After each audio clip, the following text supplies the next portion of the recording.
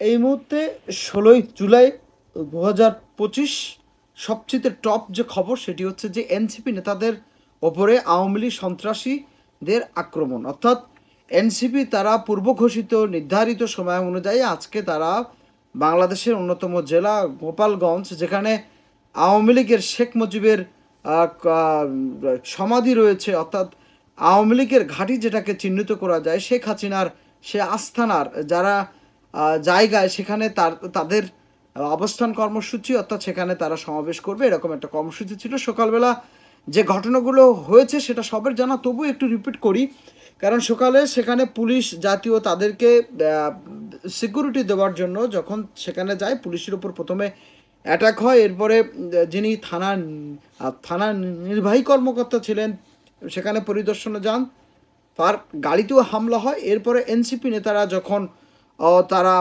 সেখানে সমাবেশ করেছে এবং সমাবেশ স্থল ত্যাগ করে যখন ফিরছিল, ঠিক সেই মুহূর্তে তাদের ওপর দফায় দফায় আক্রমণ হয়। এই আক্রমণ শুধু এনসিপি নেতাদের ওপরে নয়, এই আক্রমণ 2024-এর গণবিপ্লবের লাল বিপ্লবের ওপর আক্রমণ। এই আক্রমণ করেছে দেশের চিহ্নিত সন্ত্রাসী যারা আওয়ামী লীগ। তারা কেন করেছে, কি বার্তা দেয়, এটা নিয়ে আমরা বিস্তারিত আজকে আলোচনা করব।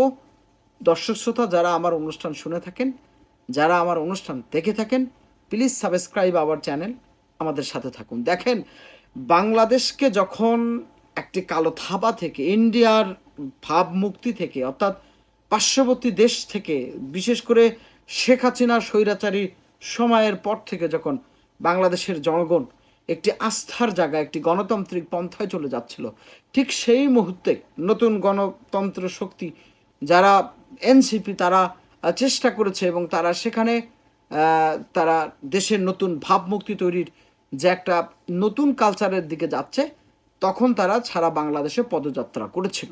এই পদযাত্রার ঠিক আজকে 16ই জুলাই, যেখানে আবু সাঈদের আজকে শাহাদাত দিবস, সেই দিনে তারা গোপালগঞ্জে যাচ্ছে এবং সেটা একটা পূর্ব পরিস্থিতি প্রশাসনের কাছে তারা চেয়েছিল। প্রশাসন তাদেরকে নিরাপত্তা দিতে ব্যর্থ হয়েছে। প্রশ্ন হচ্ছে সরকারের কাছে, ইন্টারিম গভর্নমেন্ট কি করে, স্বরাষ্ট্র মন্ত্রণালয় তারা কি করে, কেন সাধারণ জনগণ বা যারা জাতীয় রাজনীতিতে শক্তিশালী ভূমিকা পালন করছে এই মুহূর্তে তাদেরকে নিরাপত্তা দিতে পারেনি। ইন্টারিম গভর্নমেন্টের প্রথম ভুলটা ছিল বিএনপির, যখন একজন গুরুত্বপূর্ণ নেতাকে হত্যা করেছিল। কোথায় হত্যা করেছিল জানেন? গোপালগঞ্জে। 5ই আগস্টের পরে গোপালগঞ্জের তারা আওয়ামী লীগ সন্ত্রাসীরা তারা সেনাবাহিনীর উপর আক্রমণ করেছিল এবং তারা আজকে যেটা করেছে, পুলিশকে, তারা সেনাবাহিনীকেও তারা অ্যাটাক করেছে।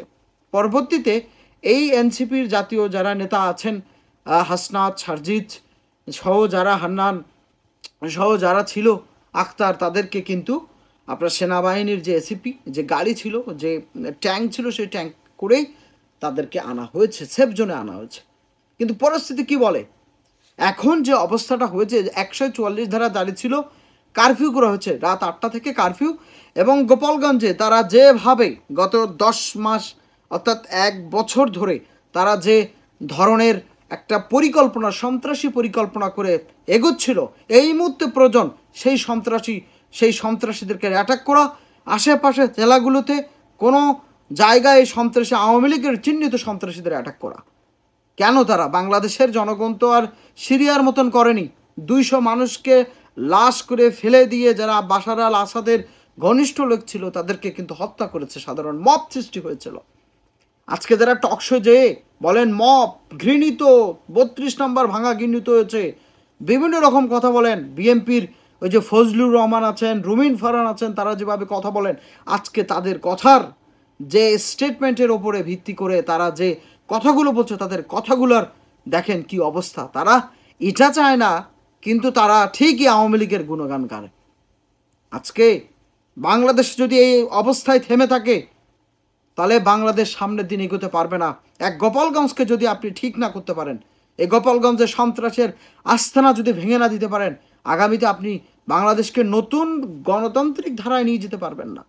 আজকে বিভিন্ন দল, বিশেষ করে জামাত ইসলাম, বিএনপি, তারা কর্মসূচি দিতে বিবৃতি দিয়েছে। মির্জা ফখরুল ইসলাম আলমগীর বিবৃতি দিয়েছেন, বিএনপি এটা নিয়ে পোস্ট করছে। আবার আপনার জামাত ইসলাম তাৎক্ষণিক বিক্ষোভ করছে ঢাকা উত্তর, ঢাকা দক্ষিণ, বিভিন্ন বাংলাদেশের জামাত ইসলাম আগামীকাল 17 তারিখ সেক্রেটারি জেনারেল মিয়া গোলাম পরোয়ার আহ্বান করেছেন গোটা বাংলাদেশে সেখানে একটা বিক্ষোভ মিছিল করার জন্য। সুতরাং এই যে একটা ঐক্যের যে ফাটল তৈরি হয়েছিল, আমি গতকাল আমার পোস্টে বলেছি এবং আমি সেই ভিডিওটি ডেসক্রিপশনে দিয়ে দিব, আপনারা দেখে নেবেন। সেখানে আমি বলেছি যে ঐক্যের ফাটলের কারণেই আওয়ামী লীগ মাথাছাড়া দিয়ে উঠবে এবং তারা যে কোনো কিছু একটা করতে পারে। সেটাই করলো আজকে আবু সাঈদ, সেই 16ই জুলাইতে সেটাই করে ফেললো। সুতরাং বাংলাদেশকে আর এখানে থেমে থাকা যাবে না।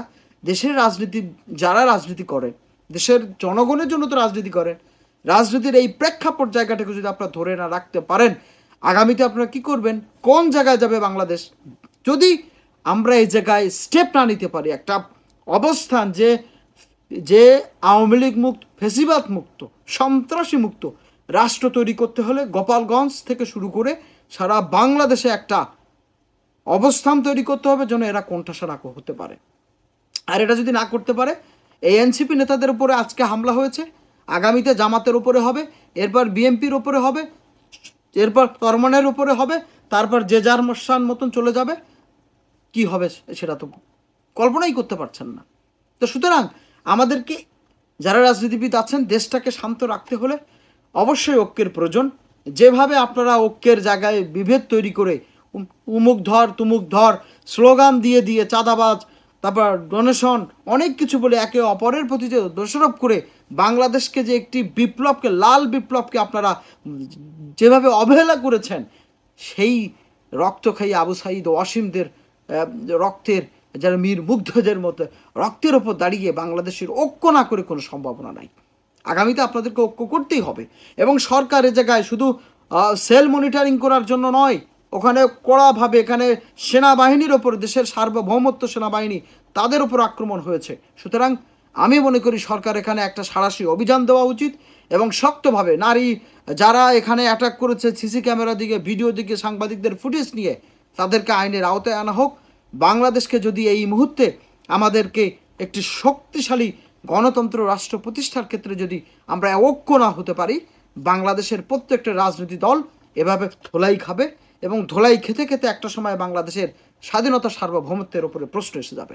সুতরাং এই মুহূর্তে ডক্টর মোহাম্মদ ইউনূস যে কিছুটা ব্যর্থ, তার স্বরাষ্ট্র মন্ত্রণালয় যে ব্যর্থতার পরিচয় দিয়েছে, যে যেখানে জনগণ যাদের নিরাপত্তা নেই, গণতন্ত্র প্রতিষ্ঠার জন্য তো চায়, আজকে যারা পুলিশ হত্যার জাজমেন্ট চায়, আজকে তারাই পুলিশকে অ্যাটাক করে, তারা দেশীয় অস্ত্র নিয়ে পুলিশকে অ্যাটাক করে। সুতরাং আওয়ামী লীগ গত 16 বছর ধরে যে ফেক ইনফরমেশন দিয়ে ফেক একটা কারখানা তৈরি করে, তারা মুক্তিযুদ্ধের কারখানা তৈরি করে গোটা বাংলাদেশের জনগণকে যেভাবে তারা এক ধরনের সন্ত্রাসী কার্যকলাপের মধ্যে রেখেছিল, সেটার প্রমাণ তারা এই 11 মাস পরে হলেও তারা করলো। কারণ তাদের মূল যে জিনিস সন্ত্রাসী এবং আতঙ্ক সৃষ্টি করা। সুতরাং সরকার, interim government, doctor Mohammad Yunus, তিনি যদি প্রয়োজন হয় জাতীয় নেতাদের ডেকে আবারও ঐক্যের ডাক দেন, ঐক্যমত ঘোষণ করেন এবং মার্চ ফর গোপালগঞ্জ, পুরা সকল রাজনৈতিক দলগুলো গোপালগঞ্জে যাওয়া উচিত, যে সেখানে মানুষকে এই মেসেজ দেওয়া উচিত যে শুধু শেখ হাসিনাকে ভালোবাসতে হবে না, দেশের যারাই দেশের ভালো চায় তাদেরকেই ভালোবাসতে হবে। এই ইনফরমেশান, এই তথ্যটা তাদের কাছে যেয়ে গোপালগঞ্জে সমাবেশ করা উচিত এবং সেখানে পুলিশ, আইন শৃঙ্খলা বাহিনীর নিরাপত্তা দেওয়া উচিত, তারাও জনগণের নিরাপত্তা দেবে। কিন্তু এই মুহূর্তে সেখানে যে কারফিউ করা হয়েছে, সেই কারফিউ বলবৎ রেখে সাঁড়াশি অভিযানের মাধ্যমে চিহ্নিত সন্ত্রাসীরা যারা কোথায় লুকিয়েছিল 11 মাস, তাদেরকে খুঁজে বের করে আইনের আওতায় আনতে হবে। তা না হলে এই গভর্নমেন্টের স্বরাষ্ট্র মন্ত্রণালয় থেকে শুরু করে যারা দায়িত্বপ্রাপ্ত আছেন, তাদেরকে এই দায় নিতে হবে।